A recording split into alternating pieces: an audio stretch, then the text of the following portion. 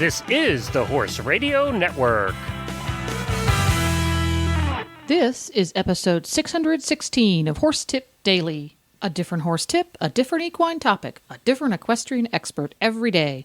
Horse Tip Daily brings the world of equine knowledge to you, one day at a time. Today's tip is brought to you by feedxl.com, where horse folks go for accurate, unbiased horse nutrition information.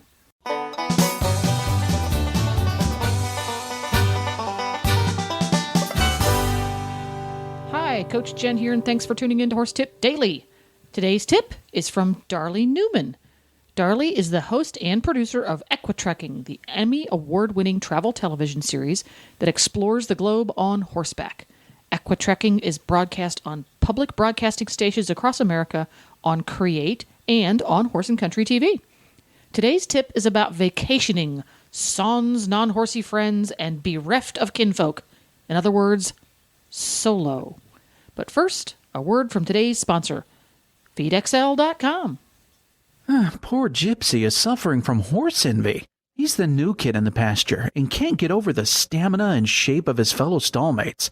Rumors around the barn point to FeedXL. It seems their owner has been online and discovered the FeedXL nutrition tool. That means Gypsy's in for a big transformation. The other horses have been telling Gypsy all about the changes made to their diet and how FeedXL has improved their overall well-being.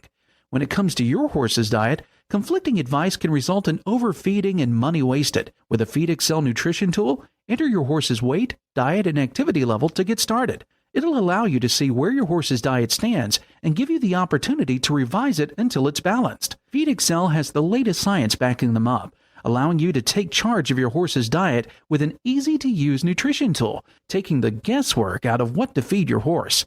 It's almost like Gypsy has his own personal nutritionist right at the barn. Visit feedxl.com for a simple and easy nutrition tool to balance your horse's diet for optimum health. Now, enjoy today's tip. Welcome back, Equitrekking's Darley Newman and award. Let me think. Not ESMA award. It's a Emmy. What award did you just win? Emmy award. Oh, it says it right here in the headline. Emmy award-winning lifestyle travel TV. I knew it started with E, but I have ESMA of the brain right now. Because it's ESMA week here. Award-winning travel gal. I see we're going to talk about traveling solo today. Yeah, well, it's so funny. I was talking to someone the other day, a gal friend, and she was like, well, I really like to travel, but it's really hard now because it's hard for me to find people that can go at the same time I'm going, that want to go to the same places, that want to do the same thing. And it is hard to find good travel partners. So I really think, especially with riding vacations and going somewhere to ride, I tell people don't be afraid to go alone, because that is one of the great things about riding and being a horse person is that you can make friends so easily. And if you do take a riding vacation where you're in with a set group, you're going to be just fine. So one of my tips is just to get out there and try it. I mean, I've been to a lot of places where I have been on my own, and I meet people from all over the world. You just have to be open-minded and flexible. But I think it's something for people to kind of get out and try themselves. And you know what? It can be liberating, Jennifer. It can be very liberating. Well, it's going to be, if you keep an open mind, if you go to some foreign country that you've never been to before, they're going to have a completely different cultural history behind why they sit on horses than we do here. It's going to be a unique experience. But you're right. The horseback riding is one of the most social sports. There aren't too many people who aren't interested in what other people sitting on horses are doing. It just seems to be the nature of it. And I agree with you. Just go out and do it because they're horse people. You have something in common the minute you get there. You're going to strike up a conversation. Yeah, I mean, it's so funny because when I'm out riding somewhere, a lot of times I'm riding with people that I don't know, and I'm talking to them, and whether we're on camera or off camera, sometimes the best stuff is always said off camera, and I'm like, oh, hold that thought, wait, But, it's just the conversations that we have. Sometimes it's about the horse I'm riding, and I'm learning about that horse. Sometimes it's about their life or the area. But it really, one benefit to being alone that people don't think about is you you get really a different sense of freedom. I mean, you don't have other people that are in your group that you came with that you really have to answer to. So if you want to go out for a ride that morning, you don't have to ask the rest of your entire group, do you guys want to go with me, blah, blah, blah. You can go out and kind of forge your own trail and join up with the other new people that you meet, which I think is really nice. So, that flexibility and the freedom. And you are more approachable you can be more approachable when you're alone as opposed to with your own group that you're gabbing with. And so you really do stand a chance to meet kind of some more potential travel partners. I was actually, when I was in Botswana this summer, I was in the Okavango Delta, and most everybody that was there was a single traveler, men and women from all over the world. And they had maybe husbands or a family at home, but they had decided that they wanted to do this trip, and they weren't going to let those people stand in their way. So they went. Who knew? Botswana, the singles capital.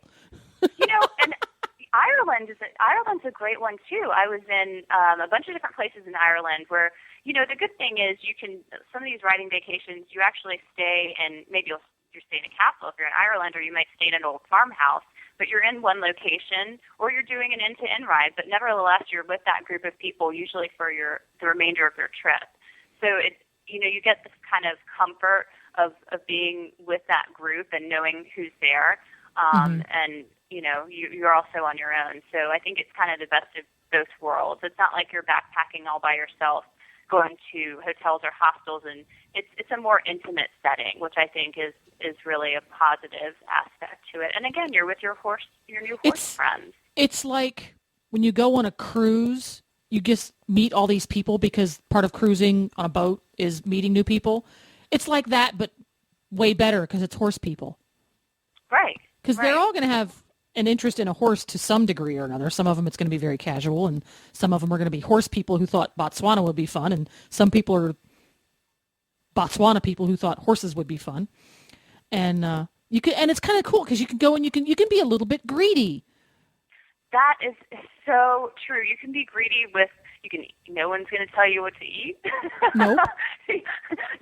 You can be greedy with. If you want to be on the trails and talk, you can talk. If you don't want to talk, you can kind of take in the atmosphere, and it is just totally different being alone. So that's just for me. I say, if you want to do something, go out and do it. I mean, if you can figure it out, if your dream is to go somewhere, don't let being alone stop you, because it really, really shouldn't. And you can have just as good of a time as if you bring your best friend from home as if you go out by yourself. You really, really can. So that's my tip for you is to don't be afraid, get out there and try it. Don't be afraid.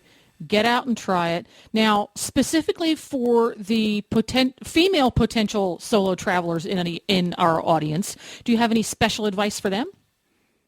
My special advice would be pick a destination where you are going to be with a set group for the duration of that trip. And you might want to just pick somewhere. Most riding vacations are more intimate. I mean, it's not necessarily normal that you're going to go somewhere where there's going to be hundreds of people in your group because, a lot of the vacations, it's like 9 to 12 people going out on a trail together. Mm-hmm. So, my advice, though, is think about what you want out of the trip and where you want to go. I mean, there are trips where if you're a single female, you can actually look to meet someone. There's a matchmaking festival ride every year in Ireland where you do I'm serious, you do an end-to-end ride and then you go to the matchmaking festival, which is, in this small town where people are actually going out, the Irish guys are looking for a mate, and it dates back to a time when farmers would actually come into town and kind of try to meet each other during this festival. So that's something, just think about what you want. Do I want to meet someone? Do I want to meet friends? Do I just want to go and be visiting a place that I've always wanted to visit? So think about your goals and what you want out of it. Or do I want to ride a specific breed? Do I want to, am I looking to go ride an Andalusian in Spain because I've never done that before? Or, a Welsh cob in Wales? Think about those things and just try to make it happen. So make it all yours. Yeah. Don't go there because somebody else thought it was a good idea. Do a little research and pick the one you want. Well, I like, too, your thing of being greedy because, a lot of times in this life, we spend time helping others, whether it's our family or our pet or a horse or whatever it is. So this is a time when you can focus a little on yourself. You can better your riding skills. You can do a lot of different things. There you go. Those are all great ideas. So get out there and do it, folks. And we will put a link on the show notes page when this show goes posted. to Darley's list of great ideas for taking solo riding vacations. It's got some really great advice on it and some extra links and more related entries. It's got just great stuff on it. So we'll put that up as well. And once again, thank you so very much for dropping by, Emmy Award-winning Equitrekking hostess, Darley Newman. Thank you. There you go. To listen to all of Darley's tips, just go to horsetipdaily.com and go to the experts drop-down menu on the left. You can also go to equitrekking.com and see what's going on over there. EQUITREKKING. Go to horsetipdaily.com and the link will be there on the show notes. And don't forget, support our sponsors here on Horse Tip Daily because they make these podcasts possible. Today's sponsor has been feedxl.com. Head on over there, feedxl.com. Sign up for your account. You can learn all kinds of great stuff about horse nutrition, unbiased and accurate. They're not trying to sell you any supplements. They're not trying to sell you any horse feed. They want you to have the accurate information and data so that you can make sure your horse's diet is balanced and cost-effective. Go there every 4 months for Beaker. Make sure I'm feeding him right. That way I don't have to wait until something goes wrong to find out I got it wrong. It's an awesome place. feedxl.com. Please stop by the Horse Tip Daily Facebook page and let us know what you think of the tips you hear on the show. It's also a great place to tell us about topics you'd like to hear us cover on the show. You can subscribe to all the great shows on the Horse Radio Network through iTunes or Zune and get your horse podcasts automatically downloaded to your iPod, Zune, or MP3 player. You can also listen to the shows right on Facebook. The player's right there every day. I'll be back again tomorrow with another new expert and a different horse tip. Until then, go ride your horse! The Horse Radio Network and the Horse Radio Network hosts are not responsible for statements of guests or their opinions. Use your own judgment when listening to the tips provided by the experts on Horse Tip Daily.